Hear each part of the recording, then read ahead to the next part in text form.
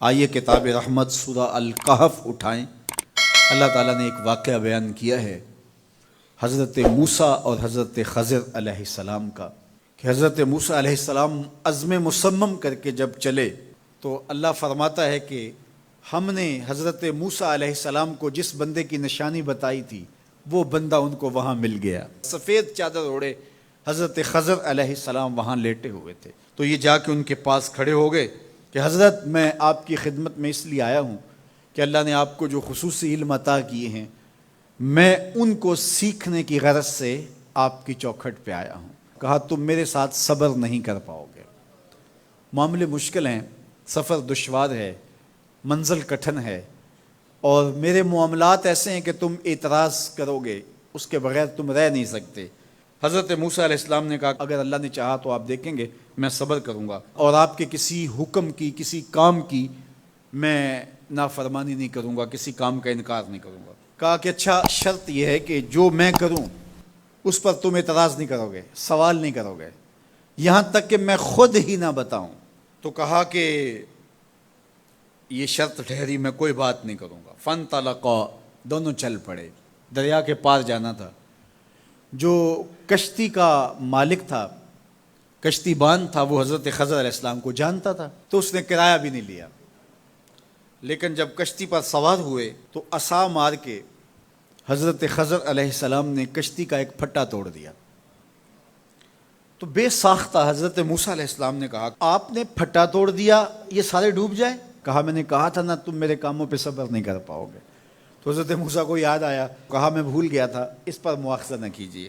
پھر دونوں چل پڑے، بچے کھیل رہے تھے، ایک خوبصورت لڑکا وہ بھی بچوں میں کھیل رہا تھا۔ حضرت خضر آگے بڑھے اور اس کی گردن مروڑ دی، اس کو قتل کر دیا۔ صاحب شریعت تھے حضرت موسیٰ علیہ السلام، نہ رہ سکے، پھر بول پڑے ایک جان کو بغیر کسی جان کے بدلے میں قتل کر دیا، اس نے گوایا کیا تھا ہمارا؟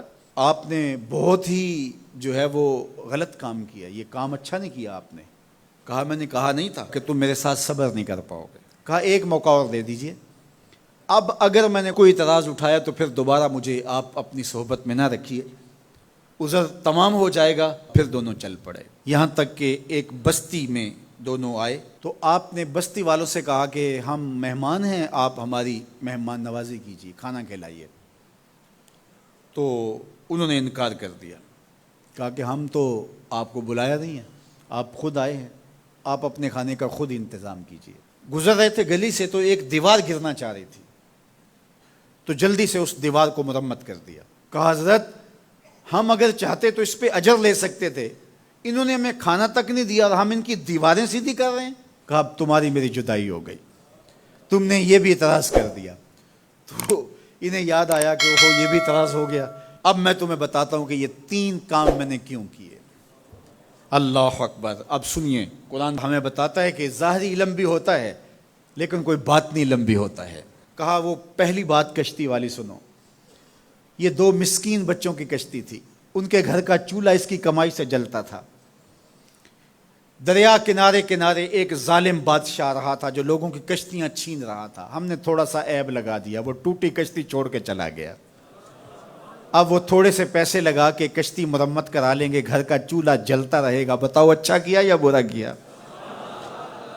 کہا رہی بات اس بچے کی جس کو ہم نے قتل کیا، اس کے ماں باپ مومن تھے، نیک تھے، صالح تھے، بچے نے بڑا ہو کے بہت برا ہونا تھا، ہم نے اس کو قتل کر دیا، اللہ اس کے بدلے ان کو بہتر اولاد دے گا۔ علماء تفسیر نے لکھا ہے اس بچے کے بدلے میں اللہ نے ان والدین کو ایک بیٹی عطا کی جس کی نسل سے 70 نبی پیدا ہوئے۔ دیوار کی کہانی بھی سن لیجئے، یہ شہر کے 2 یتیم بچوں کی دیوار تھی اور اس کے نیچے ان کا خزانہ تھا اور ان کا باپ بڑا نیک تھا۔ خزانہ دیوار کے نیچے ہے، دیوار گرنا چاہ رہی ہے، کسی معمولی دھکے سے گر جاتی۔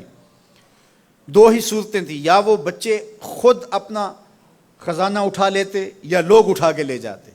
لوگ اٹھا کے لے جاتے پھر بھی ہاتھ میں کچھ نہ آیا، اور اگر وہ خود اٹھا لیتے تو بچے ہیں، بچپنے کی وجہ سے وہ اس کو اڑا دیتے۔ تو ہم نے اس کے اوپر دیوار کھڑی کر دی، جب تک وہ اس قابل نہیں ہو جاتے کہ یہ خزانہ نکال کے اس کو صحیح مصرف پہ لگا سکیں، اتنی دیر تک دیوار گرے گی نہیں۔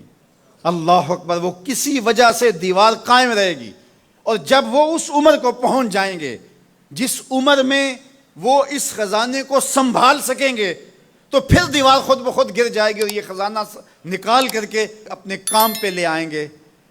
میں جب پہلی مرتبہ اس کو جو ہے وہ غور کے ساتھ تلاوت کیا تو مجھے یہ لگا کہ اس کا انطباق پاکستان کے حالات پہ بھی ہو سکتا ہے، اس لیے کہ یہ بھی یتیموں کا سرمایہ ہے۔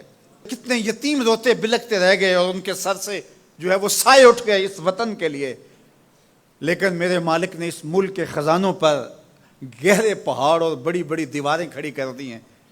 جب تک یہ قوم بلوغت تک نہیں پہنچے گی اتنی دیر تک وہ خزانے ظاہر نہیں ہوں گے، اور جب یہ قوم اپنی بلوغت تک پہنچے گی، شعوری بلوغت، فکری بلوغت، علمی بلوغت، اور رب سے جو وعدہ کیا تھا پاکستان کا مطلب کیا، لا الہ الا اللہ، جب اس بلوغت تک یہ پہنچ جائے گی، اس وعدے کی تکمیل ہوگی، پھر رب دیوار ہٹا دے گا اور پاکستان کو اللہ اتنے خزانے دے گا اور پاکستان ایسا مالا مال ہوگا دنیا دیکھنے آئے گی انشاءاللہ۔ اس لیے رب نے دیواریں بنا کے رکھی۔ تمہارا باپ معین الدین چشتی بڑا نیک تھا، تمہارا باپ داتا گنج بخش علی حجویری بڑا نیک تھا، تمہارا باپ حضرت مجدد الف ثانی بڑا نیک تھا، ان کی وجہ سے میں دیواریں کھڑی کر رہا ہوں اور مضبوط حصار لگا رہا ہوں تمہارے خزانوں پر، اور وہ وقت آئے گا جب تم بلوغت کی عمر کو پہنچو گے دیواریں ہٹ جائے گی اور تمہارا وطن زمانے پہ مہکتے پھول کی طرح اور چمکتے ستاروں کی طرح اور روشن آفتاب کی طرح چمکتا اور مہکتا دکھائی دے گا، اور زمانہ پاکستان دیکھنے آئے گا، پاکستان دنیا کی قیادت کرے گا انشاءاللہ۔ تو کہا یہ تعویل ہے ان باتوں کی جو باتیں میرے رب نے مجھے بتائی، اور یہ میں نے اپنی مرضی سے نہیں کہیں، اور جو میں نے کیا اپنی مرضی سے نہیں کیا۔ تو یہ باطنی باتیں ہیں، شاید یہ باطنی باتوں کے جوش میں یہ بات بھی میں کر گیا۔ وہ کیا کسی نے کہا تھا کہ بھری محفل میں ایک راز کی بات کہہ دی، بڑا بے ادب ہوں سزا چاہتا ہوں۔